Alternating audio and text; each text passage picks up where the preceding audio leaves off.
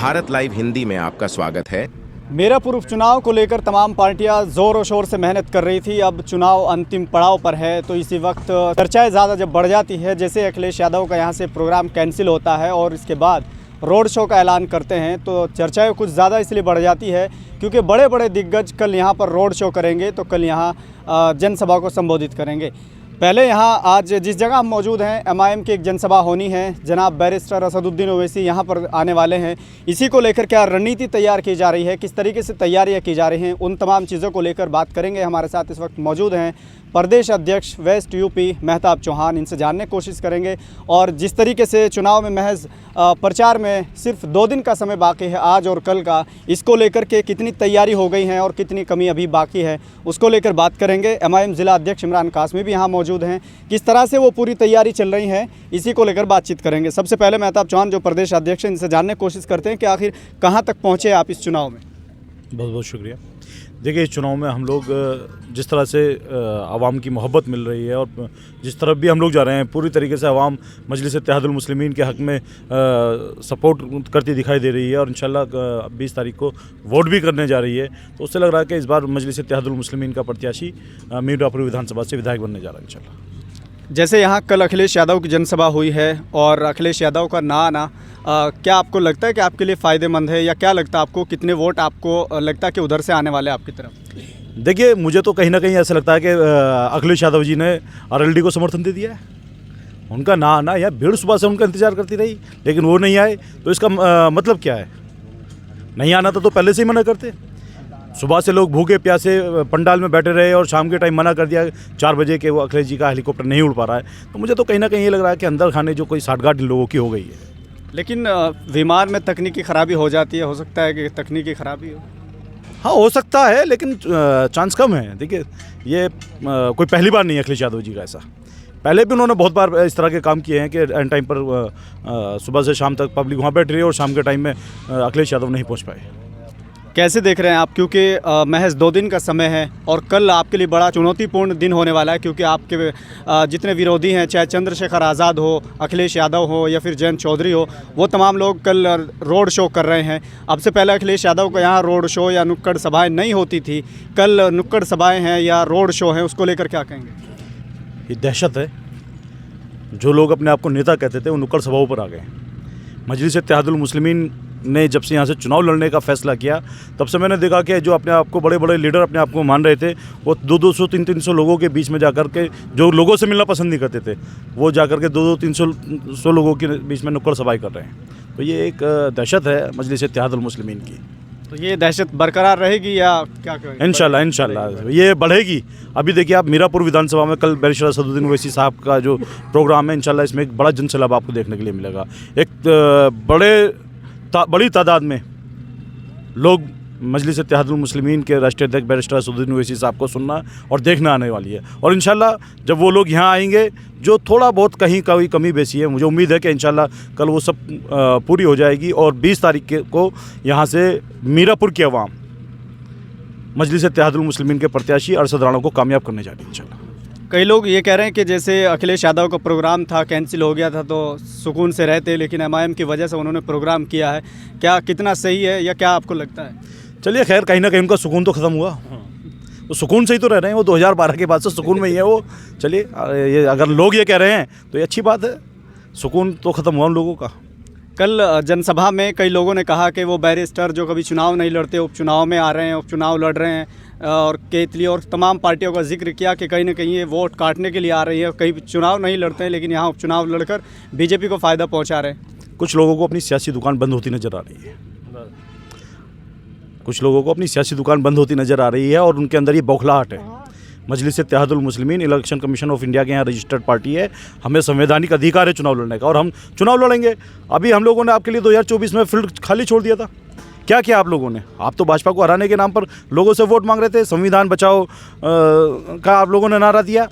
कहाँ थे ये लोग तब जब मुसलमानों के साथ अत्याचार होता है? क्यों ये लोग नहीं बोलते, अपनी ज़बान क्यों नहीं खोलते ये लोग? मोहब्बत की दुकान चलाने वाले राहुल गांधी कहाँ गायब हो गए जब उन्हीं के शासन वाले प्रदेश के अंदर मस्जिद को टारगेट किया जाता था, मस्जिद को शहीद करने की बात की जा रही थी? तो ये जो संविधान बचाने का नारा दे करके इन लोगों ने आवाम से छल क्या है ना, उसकी वोट लिया। तो इस बार इंशाल्लाह उपचुनाव में आवाम इनको सबक सिखाने जा रही है। कल की जनसभा में मॉब लिंचिंग को लेकर और मस्जिद को लेकर, टोपी दाढ़ी को लेकर कल अखिलेश यादव की जनसभा में ऐसा जिक्र नहीं होता था, लेकिन कल इस तरह के बातों को याद किया गया है। वो बोले कि मुकदमा किसी के ऊपर हो रहा है तो मुस्लिम समाज के ऊपर हो रहा है, लिंचिंग हो रही तो मुस्लिम समाज की हो रही है, और हाथ उठाकर उनसे समर्थन मांगा। क्या कहेंगे इसको लेकर? चलिए खैर, इनको मुसलमानों की याद तो आई चुनाव के टाइम पे ही सही। सवाल ये नहीं है कि इन लोगों ने कल वहाँ जिक्र किया, सवाल ये है कि जब मुसलमान के साथ मॉब लिंचिंग होती है तब ये लोग कहाँ गायब हो जाते हैं। सवाल ये है कि जब मुसलमान का घर पर बुलडोजर चलाया जाता है तो समाजवादी पार्टी के जो नेता कल मंच से कह रहे थे ये उस वक्त कहाँ गायब हो जाते हैं। सवाल ये है कि कोई भी पार्लियामेंट के अंदर कोई काला कानून मुस्लिम विरोधी जब बनाया जाता है तो इनके नेता वहाँ क्यों नहीं बोलते। तो ये देखिए, कम से कम ये सब मुझे लगता है, जहाँ तक मेरा मानना है, ये मजलिस इत्तेहादुल मुस्लिमीन की देन है कि इन लोगों को मुसलमानों की याद तो आने लगी। मुसलमानों के ऊपर हो रहे जुल्म और ज्यादती पर ये कम से कम चलो चुनाव के टाइम ही सही बोलने तो लगे। क्या कहेंगे आप, जैसे ज़िले को देख रहे हैं और आपके लिए बड़ा चुनौतीपूर्ण दिन है कल, क्योंकि यहाँ पर तमाम दिग्गज कल मैदान में होंगे और एक तरफ आपके बैरिस्टर असदुद्दीन ओवैसी भी यहाँ होंगे, लेकिन जो भीड़ यहाँ आने वाली थी जिसका अंदाज़ा लगाया जा रहा था, कई लोग ये कह रहे हैं कि यहाँ भीड़ नहीं आ पाएंगे। जैसे शादी से पहले मढ़ा होता है, ईद से पहले चांद रात होती है, अल्हम्दुलिल्लाह वही आलम पूरी ककरोली के अंदर हो रहा है। तो पूरी जनता जश्न मना रही है, जश्न का माहौल है। लेकिन आप देख लीजिए दूसरी तरफ जो लोग बौखला रहे हैं उनकी बौखलाहट साफ जाहिर हो रही है। अब वो रोड शो पे करने के लिए आ गए, लेकिन अल्हम्दुलिल्लाह उससे कुछ होने वाला नहीं है। जनता के दिलों के अंदर बैरिस्टर साहब की मोहब्बत घर कर चुकी है, वो निकलने वाली नहीं है। चुनाव में आप घूम रहे हैं, लगातार बड़ी मजबूती के साथ आप मैदान में हैं, लेकिन कहाँ तक पहुँचे इस चुनाव में? अल्हम्दुलिल्लाह हम लोग कामयाबी की तरफ बढ़ रहे हैं, लोगों का प्यार मिल रहा है। कल के प्रोग्राम को लेकर कितनी तैयारियां मुकम्मल हुई है? क्योंकि यहाँ जो ग्राउंड पर है वो तो तैयारियां चल रही हैं, लेकिन जनता के बीच क्या मैसेज दिया है और किस तरीके से आपको लग रहा है कि यहाँ कितने लोग आएंगे? वो तो कल ही बताएगा इंशाल्लाह। आप आएंगे यहाँ पे, आप उस वक्त देखना। आप जिस वक्त आप प्रोग्राम कवर करेंगे पूरा इलाका इंशाल्लाह आपको यहाँ नज़र आएगा। आपको ये नज़र नहीं आएगा बसें आ रही है फुला जगह से, बसें आ रही है पूरे दूसरे ज़िले से। टोटल लोग अल्हम्दुलिल्लाह यहाँ से आ रहे हैं, ना हमने किसी को बसों के पैसे दिए ना ट्रैक्टर के पैसे दिए। आप कह रहे हैं कि टोटल बसें यहीं की होंगी, लेकिन वो कौन सा प्रोग्राम था या किस पार्टी का ऐसा प्रोग्राम होता है जिसमें बाहर से बसें आती हैं? अक्सर प्रोग्राम जो होते हैं दूसरी पार्टियों के पर कहाँ से लोग मंगाए जाते हैं, रिश्तेदार पड़ोसी नज़र भी नहीं आते, क्योंकि पूरा क्षेत्र हमारा है। हर गांव के अंदर रिश्तेदारी तो बहुत कम लोग नज़र आते हैं। तो क्या लगता है, मतलब जैसे अभी किस हद तक आप पहुँचे हैं, कितना आपको विश्वास है कि बाकी जो 2 दिन बचे? अल्हम्दुलिल्लाह कामयाबी की तरफ हम लोग पहुँच रहे हैं और मजलिस अपना झंडा यहाँ पर गाड़ चुकी है। बौखलाहट इन लोगों के चेहरे के ऊपर नज़र आ रही है। जो अपनी दुकानें चलाते थे और ठेके ले लिया करते थे कि मेरा गाँव यो गाँव मेरा, इसको मैंने कर दिया काम, इंशाल्लाह वो सब ख़त्म होने वाला है। लेकिन कल जैसे तमाम दिग्गज मैदान में होंगे, कोई रोड शो कर रहा होगा, कोई नुक्कड़ सभा कर रहा होगा, इसी बीच ओवैसी साहब जब जनसभा को संबोधित करेंगे, कहीं ऐसा तो नहीं कि यहाँ भीड़ नहीं आ पाएगी? ओवैसी साहब के सामने हम किसी दिग्गज विग्गज मानते ही नहीं है, बस जो भी कुछ है वो हिसाब ही है। पूर्व सीएम है, राष्ट्रीय अध्यक्ष पार्टी है, ओवैसी साहब के सामने कोई कुछ है ही नहीं है। जब जिस वक्त जनता उनको सुनने के लिए आएगी, आप उस वक्त उनको जनता को देखना। और जो लोगों के अंदर इस वक्त उमंग है ना, प्यार है, वो अलग ही नज़र आ रहा है। आप माशाल्लाह घूम भी रहे हैं, आप देख रहे हैं। अब देखने वाली बात ये होगी कि जैसे 18 तारीख को बैरिस्टर असदुद्दीन ओवैसी यहाँ आएंगे इस प्रोग्राम में, उसको लेकर बाद में बातें होगी। लेकिन यहाँ की जो तैयारियां हैं वो ज़ोरों शोरों पर हैं। दावा किया जा रहा है कि सबसे ज़्यादा भीड़ असदुद्दीन ओवैसी के इस प्रोग्राम में होगी। लेकिन इस प्रोग्राम को सजाने वाले, इस पंडाल को सजाने वाले लोगों में से एक व्यक्ति हमारे पास खड़े हैं, जिनसे जानने की कोशिश करेंगे कि किस तरह से वो पूरा बेड़ा उठाए हुए हैं और कितने लोगों के आने की संभावना है और क्या कितना चुनौतीपूर्ण होने वाला है। क्योंकि कल बड़े बड़े दिग्गज मीरापुर विधानसभा में होंगे, रोड शो होगा या नुक्कड़ सभाएं होंगी। देखने वाली बात तो कल की होगी। लेकिन थोड़ा सा ये बताएं कि जैसे यहाँ पर तैयारियाँ चल रही हैं, कितना मुश्किल लग रहा है आपको कल का प्रोग्राम? कल का प्रोग्राम तो बहुत आसान कर दिया जनता ने, मुश्किल नहीं है, बहुत आसान कर दिया जनता ने। कैसे कर दिया? बहुत क्योंकि बड़ी भीड़ आने वाली है। कल लगभग तमाम बड़े नेता आपके मीरापुर में होंगे, लेकिन जनता वहाँ जाएगी या यहाँ जाएगी? देखिए, जैसे कि साजिश के तौर पे प्लान होते हैं इलेक्शन में राजनीतिक पार्टियों के। अभी आपने एक सवाल किया था कि ऐसी कौन सी पार्टियां हैं जो दूसरी जगह से लोगों को बुलाती हैं। आप ही की बाइट कल के प्रोग्राम की मैं देख रहा था, उसमें एक महिला थी जो बता रही थी कि हम अपनी टीम के साथ आए हैं और सरधना उन्होंने बताया था, कोई दूसरी हस्तिनापुर विधानसभा शायद उन्होंने बताया था कि हम वहाँ से आए हैं और हमारी पूरी टीम आई है। और एक और बंदा था कल की मीटिंग में जो अपने आप को पेंट करा के आया था अखिलेश जी के प्रोग्राम में, तो उसके बारे में वो बता रहे थे कि मैं अतुल प्रधान जी ने हमारी टीम को भेजा है और हम तो मेरठ साइड से आए हैं। तो इन 2 बाइट से जो ऑन रिकॉर्ड हैं उनसे साफ जाहिर हो जाता है कि भीड़ किस तरह से लाई जाती है। और यहाँ की अब रही बात कि आसान कैसे होगा, दिग्गज तमाम लोग हैं मैदान में, तो देखो इस प्रोग्राम को कमज़ोर करने की साजिशें क्यों की जा रही हैं, क्या वजह है। माननीय अखिलेश जी का प्रोग्राम कल था, वो आ सकते थे।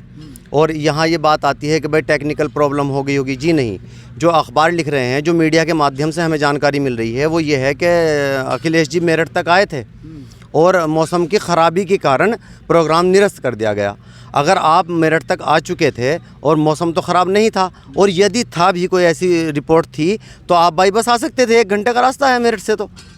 तो ये जनता को जो है बेवकूफ़ बनाने वाली बातें हैं, जनता के साथ छल किया जा रहा है। उन्हें पता है कि कल बैरिस्टर असदुद्दीन ओवैसी का प्रोग्राम है और आपका कद बोना पड़ जाएगा जब इस मीटिंग में भीड़ ज़्यादा आएगी। ये कारण रहा है उसको फेल होने का, और ये चीज़ें आज अखबारों में छपी भी हैं इसी तरह से जो मैं बता रहा हूँ। लगातार कई लोगों से हमने बात की है, तो वो कह रहे हैं कि एमआईएम के प्रोग्राम को कैंसिल करने के लिए, या मतलब प्रेशर उन पर डाला जा रहा है कि किसी तरीके से ये प्रोग्राम नाकाम हो जाए।